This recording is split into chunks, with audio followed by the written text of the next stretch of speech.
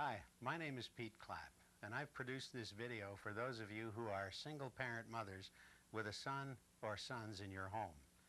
I've found its content and information helpful to young moms I've worked with in the past as a school-related counselor to parents, and it might be helpful to you too.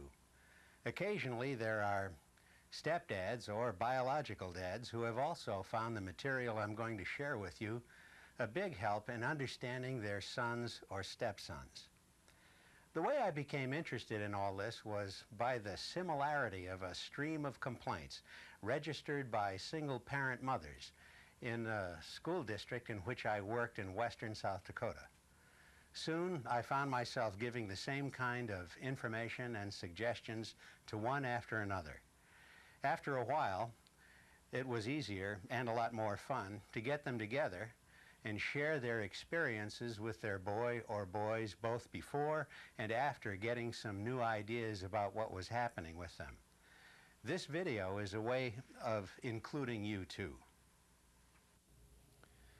Now, before I begin, it's important to remind you of something that you already know, and that is that all kids are different, and so are the circumstances in which they grow up. Just because you're a single-parent mom with a young son does not necessarily mean that you'll be experiencing the kind of difficulties that I describe, or for that matter, will be able to use the suggestions I'm going to make on dealing with sons of single-parent mothers. However, my experience tells me that a lot of you are genuinely concerned about what's happening between you and your boy or boys. I know that many of you chalk up the problems to a traumatic and painful divorce, desertion, or death of a spouse. And it is surely one of these 3 Ds that is the major cause of the difficulties I'm going to talk about. But I hope to be able to give you some insight into just how these painful experiences have their effect on your relationship with your son. To begin, I'd like to take a couple of minutes to explain how boys become men. Oh, I know that you already know the physical part of that, but what I want to talk about is the emotional part, the psychological part. How boys come to feel that they are men. Just as you'd suspect, a lot of this has to do with sexuality. For example, we know that between the ages of 3 and 6 or thereabouts, young boys fall in love with their mothers. You've probably experienced already that fascination that your son or sons have with you. They seem to want your attention all the time. They don't like to be apart from you, and they are totally curious about what you're doing and why you're doing it, right? It's a sexual love, but not an adult sexual love. They see mom as the most important person in their life, the source of all good stuff, warmth, comfort, nurturing, protection, affection, all good stuff. They want to possess and control all that good stuff. They want mom to be all theirs. You've had plenty of experience with that kind of feeling already. Remember that old song, "I Want a Girl Just Like the Girl That Married Dear Old Dad"? Well, there's nothing wrong with that feeling or that impulse to want to own and possess mom. It's a natural feeling and a necessary starting point to become a man. I can remember times as a young father sitting on the couch with my wife watching TV in the evening, maybe with an arm around her shoulder, when one of our boys would run into the room and jump in between us, pushing us apart. It was playful, but it was serious too. He wanted mom to himself. I was the competition that stood between him and mom. There were many times when my wife and I would be sharing affection, hugging or kissing, when one or both boys would come up yelling or crying or doing anything they could to distract us from the closeness we were feeling. Maybe you have had similar things, events of the same type, with your boy or boys. It's common and perfectly natural. In the normal course of events, Dad gets irritated with these interruptions and growls at the boy to go to your room or go watch TV or go play with your toys or whatever. And that's natural and normal too. In families that are not broken up by divorce, desertion, or death, there is a natural competition between fathers and sons for mom's attention and affection. It's an important competition, and one that Dad is supposed to win. Yep, mom's most important loyalty is to Dad, and it's both natural and necessary that the boy lose that competition. Why? Because for the next 5 or 6 years, the boy who wants to be a winner in life will follow Dad around to copy him. After all, Dad won mom's affection. And if you want to have a woman like Dad's, be like Dad, is the message that the boy gets from this experience. This 5 or 6 years of copying Dad, mimicking his voice, his mannerisms, adopting his prejudices, and learning his values is the foundation of the boy's adult masculinity and the base for the building of his own unique, masculine, sexual identity as an adult. If he didn't lose the battle for mom's attention and affection, he wouldn't have any motivation to build that masculine foundation by copying Dad. Again, that foundation of masculinity or maleness absorbed from Dad in those 5 or 6 years is vital to the job of finishing his development of his own unique sexual identity during the years of adolescence. Let's do a quick review of how a boy is supposed to get to be a man on the feeling level. First, he falls in love with mom between ages 3 and 6. During this time, he competes with Dad for mom's attention and affection. He wants to be more important to her than Dad. Then, Dad, who's bigger and smarter after all, puts him in his place one way or another. Junior, who's not so dumb either, decides if you can't lick 'em, join 'em, and then spends the next 5 or 6 years patterning himself after Dad. He then goes into adolescence with a good, solid foundation of male identity, Dad's, on which to build his own masculine adult life. To a lot of you, these inner workings of a child's mind that I've described might seem quite strange and peculiar, but your own experience will bear out a great deal of this theory, which is well established and based on the work and thinking of Sigmund Freud, a great early psychiatrist, and his many followers. Once again, it's important to remember that all young boys have sexual feelings and fantasies, although they may not be expressed in adult ways, but in wanting to have mom all to himself or wanting to control her attention and affection. In homes that have not been affected by divorce, desertion, or death, Dad is the natural barrier to these expanding and demanding sexual impulses that are a normal part of every young boy's feelings. That barrier that Dad provides is necessary to the next step in becoming a man, which is to identify with Dad and to copy his ways of being a man for the next 5 or 6 years. And it's the realistic little kid in your son who eventually accepts this situation and turns his sexual interests elsewhere. All young boys experience this inner struggle on the way to manhood. Now, what happens when this natural process of getting to think and feel and act like a man gets interrupted by one of the 3 Ds, divorce, desertion, or death? The natural and normal sexual feelings and fantasies that a young boy has for his mother no longer have a natural barrier. There is no Dad in the home to growl at him to go outside and play, or to compete with him for mom's attention. Without a Dad around, or someone that serves as a real Dad, the sexual feelings and fantasies that the boy has begin to grow without any limit. The boy begins to feel that he has driven out the enemy, or the wicked giant, or the big bad wolf, or whatever his active imagination has turned his dad into. Now he begins to feel that he has Mom all to himself, and his behavior and his inner thoughts begin to change.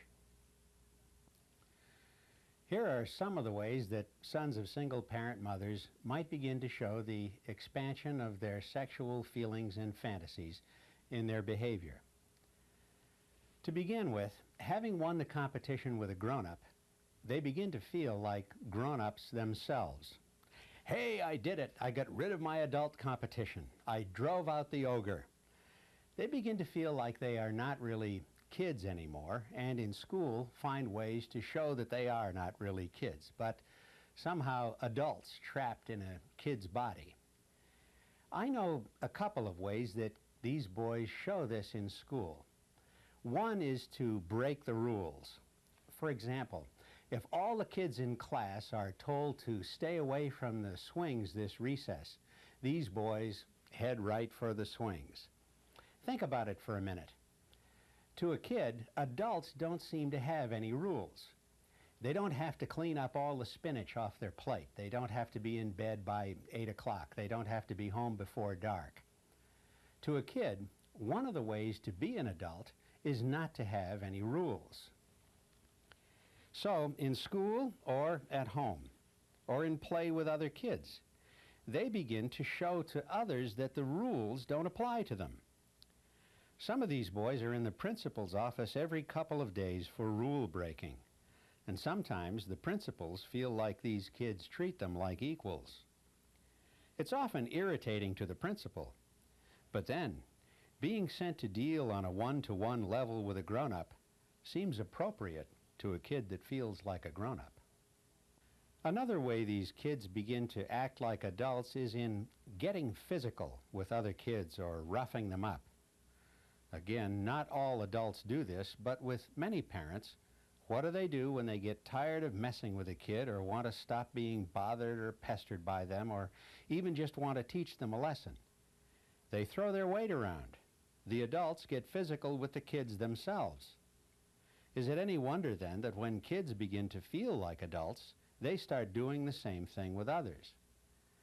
My own eldest son was in elementary school with a little bitty kid named Norman, who was the son of a single-parent mother. Physically, Norman was the smallest kid in the class, but inside he felt like an adult, and he was physical with the other kids. Whenever the kids drew pictures of the class, they always drew Norman much bigger than themselves or their classmates. I guess they sensed how Norman felt about himself and about them.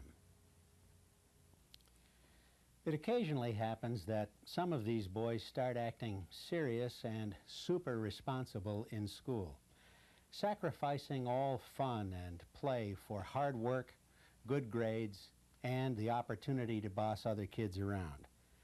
This too is a way of acting like a little adult. And as acceptable as this behavior might seem to a parent, it is just as unrealistic as tilting too far in the opposite direction. This particular kind of behavior can also be seen in reaction to other kinds of family problems. So, some of these boys begin to feel like grown-ups, and to show that in school. They can also begin to show that at home as well. What I've observed in the past is that some of these boys begin to act with Mom like junior husbands. They begin to quiz Mom when she gets home about where she's been and who she's been with, often becoming quite critical about her use of time or her choice of friends.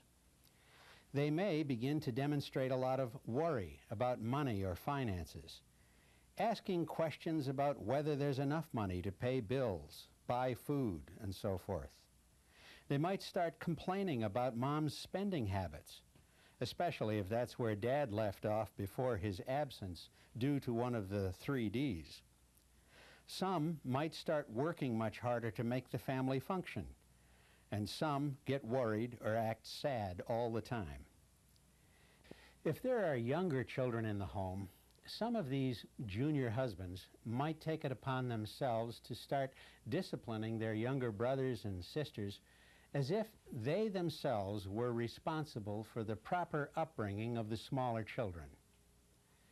Well-meaning grandparents can often make the situation a lot worse by telling Johnny or Tommy, "You're the man of the house now," or "Now that Daddy's gone, you'll have to be a real big boy," or "Mommy will need you to be a grown-up now," and so forth.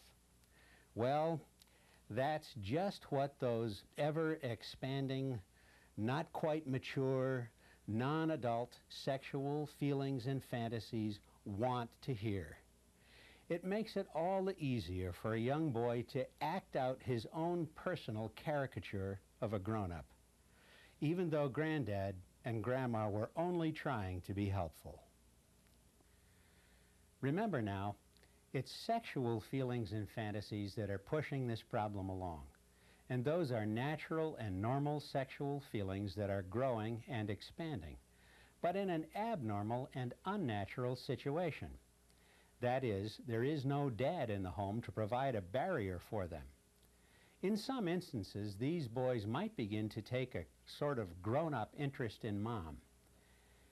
Maybe some of the things I've known in my work with mothers might be helpful as examples. In one case, a young boy reminded his mother that he wanted a kiss goodnight. When he got a nice motherly kiss goodnight, he said, "No, Mom, let's kiss goodnight like they do on TV." In another home, the son insisted on going to bed with his mom, and even when she refused, she would wake up later to find him cuddled against her in the wee hours of the morning. Another son would complain that he had to sleep in his mother's bed because he was scared of things in the closet, or ghosts in his room, or bears under the bed, and so on. To a young mother that's just lost a husband and maybe the only source of warmth and affection in her life, it's hard to turn down the pleas of a young, needy, and seemingly helpless kid. After all, moms need affection and comfort too. But the fact is that this kind of behavior only serves to encourage the growth and expansion of those sexual feelings and fantasies in a way that gives the boy an unreal picture of himself and of life. Beware. So, if your son is being affected by the loss of a dad through divorce, desertion, or death, you might be seeing signs that he's dealing with that inner struggle with his feelings and fantasies that I've outlined in the past few minutes. It's a tough time for him. And no matter what you might have felt about his dad in the past, he provided an important element for your son's life just by being there. And if you're seeing some signals that your son is reacting in some of the ways that I've described, how can you help? Well, here are some of the things that the young moms I've worked with and I have found useful. Tell your boy or boys regularly and often, "Hey, remember, I'm the adult in this house and you're the kid." Don't hesitate to use your position as the boss in your home and make it plain that he is definitely not in charge. He's a kid, and you let him know that you expect him to be a kid and not a junior adult. You are older, wiser, and have better judgment than your young son, and by virtue of those things, you have won the right to authority in your home. By word and by action, it's helpful for you to define your place as an adult and his place as a kid over and over again. Also, your place as an adult has won you some privileges that kids don't have. And that's okay too. It's important for adults to have privileges. After all, if there's nothing more to look forward to as an adult than work and responsibility and stress, why would any kid want to grow up? So make sure that you take time for yourself and that you have some grown-up fun in your life. It's important for your son or sons that you do that. It supports the part of your boy that is being realistic about his place in the scheme of things, and not the part that unrealistically wants to possess mom and live happily ever after with her. It's important for you to take care of your own grown-up life, because that makes the line between mother and son, adult and child, more clearly defined. And that line is important to your son during this time in his life. Another thing that it's important for your son to know is that your real interest, as far as relationships are concerned, is with adult men and not in little boys. It's okay for you to feel like that, and it's okay that your son or sons know that too. If you meet a grown-up guy that you're attracted to, it's okay to mention that. That may irritate many sons of single-parent mothers, but remember that what you're doing is setting up that barrier to his sexual feelings and fantasies that disappeared when his dad left. Just as a young boy may have sexual feelings and fantasies appropriate to his age, there is also a part of him that senses the impossibility of his being an adult right now. That part of him is relieved not to have the awesome responsibility of taking care of mom and the family. And yet that's at the very same time that his sexual feelings might be gratified to have mom all to himself. It's a conflict that's going on inside him all along. And you can be most helpful when you support the part of him that's realistic about who and what he is. He's just a kid.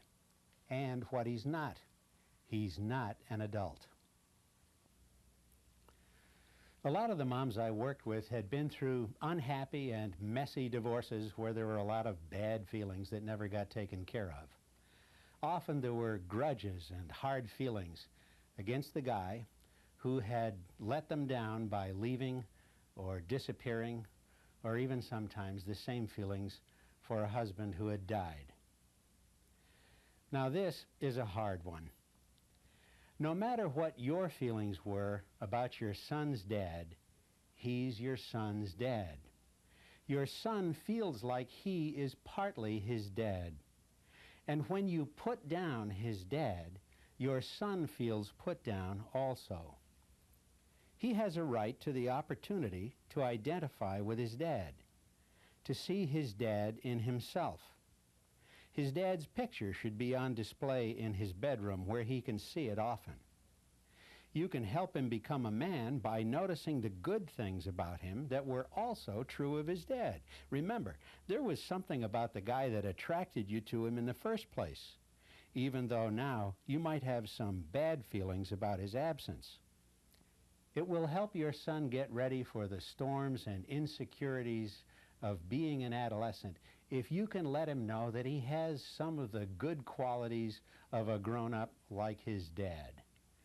Is that a hard one for you? I hope not. Another way that you can help, as I've kind of touched on before, is to make sure that the affection that you share with your son is appropriate to your relationship. It is not appropriate for him to be acting out his sexual feelings like an adult. Let him know, and you don't have to get mad when you do this, that you don't like that kind of behavior. Let him know that you have your bed and he has his bed. Your sense of reality will tell you that kids all over the country are able to sleep in their own beds and still survive scary dreams, ghosts in their closets, or bears under their beds. Your son will too. It is not a rejection of your son to make sure that the affection that you share is appropriate. It is a rejection of that out-of-place expression of his immature sexual feelings. Finally, for heaven's sake, don't discourage your son's budding relationships with appropriate adult men. An uncle, a grandfather, a teacher, a big brother, and, where they're available, The Big Brothers organization can be very helpful here. All can be used by your son as a kind of model for adult male behavior that will stand him in good stead when he gets into adolescence. If you find him forming friendships or attachments with such people, he may be trying to meet this need in himself. Your son might even try pushing you into relationships with older men he particularly admires. Well, just remember that he's trying to meet an important emotional need in himself. He needs to know how to act like a grown-up male when he starts to become one. If he doesn't get that from some appropriate grown-up male, he just might start to get his ideas about masculinity from places where maleness is just caricatured, like in the movies or on TV. I think of Rambo or Chuck Norris, or perhaps from TV sports figures whose rowdiness and physical ability often make more news than their more important masculine qualities. Let's review the things that you can do to help your son achieve a mature sense of his masculinity. First, define his role in the family as being a kid, not an adult. Define your own role as the adult in charge. Second, see that you have wholesome, grown-up fun in your own life that is not built around your son's needs. Third, make sure that he knows that you have an interest in grown-up men when it comes to marital relationships. Fourth, notice and mention the good things about him that he shares with his dad. His looks, his sense of humor, his ability to have fun, his ability to get things done, and so forth. Fifth, be sure that the affection you share with your son is the kind of affection that a mother and son share, not that adults express. Sixth, don't get in the way of good attachments he builds with adult men in his life. He's just trying to meet his need to prepare for being an adult male himself. Well, that's about it. I hope that you found this information helpful in understanding some of the things that boys go through in becoming adult men. It would not be a help if all this video accomplished was to give you more things to worry about. Remember what I said at the beginning. This is a natural and normal process that has been part of human life for countless generations. It's nothing to be alarmed about. And you can be an important part of the process of helping your son become a man simply by understanding what he's going through and by supporting that part of him that is realistically growing into an adult and leaving childlike sexuality behind. If you're still having trouble after trying some of these simple suggestions, or if you're worried about your own ability to handle what's happening between you and your son, don't hesitate to get in touch with those people in your community who are there to help you and who have years of experience in dealing with similar problems. There are school counselors, social workers, psychologists, mental health clinics, family service agencies, and family therapists, all of whom can be a help if you need to visit with someone face-to-face about the kinds of things I've been sharing with you. Find other moms in your same situation and visit with them. You can often be of help to each other.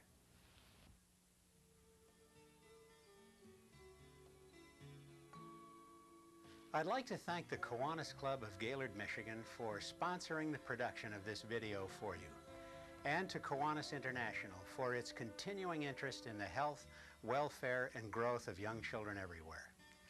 And to you, thank you for your attention, and my very best wishes to you and your son.